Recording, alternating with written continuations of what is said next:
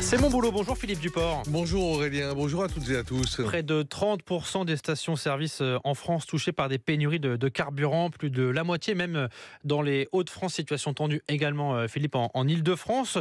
D'où cette question, que se passe-t-il Philippe si on ne peut pas aller au travail faute de carburant? Oui, j'ai posé la question à plusieurs avocats spécialisés en droit du travail et pour Éric Angotti, la question qui pourrait se poser est celle de la force majeure. La pénurie de carburant est-elle un événement de force majeure qui du coup suspendrait le contrat de travail? Alors pas vraiment selon ce juriste. Pour qu'il y ait force majeure, il faut que l'événement soit irrésistible, insurmontable et imprévisible. Or, la pénurie d'essence n'est pas imprévisible, elle est annoncée depuis des jours évidemment. La force majeure ne s'applique donc pas. Je risque donc une sanction si je ne viens pas travailler? Alors en principe non, parce que pour qu'il y ait sanction, il faudrait qu'il y ait une faute, et ne pas venir au travail parce qu'on n'a plus d'essence ne traduit pas une inexécution fautive du contrat de travail.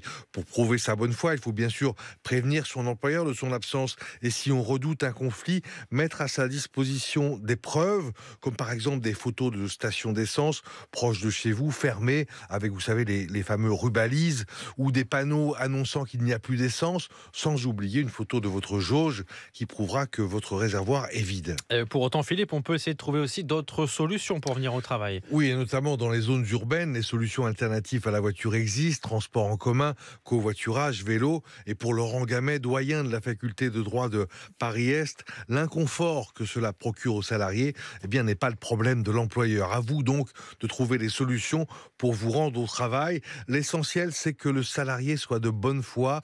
Si vraiment aucune solution ne s'offre à lui, alors il n'y aura pas de sanction. C'est seulement s'il refuse de prendre les moyens de transport alternatifs qu'il pourra y avoir sanction. Et pour ceux qui n'ont pas d'autre solution que la voiture, donc pas de sanction mais pas de salaire non plus.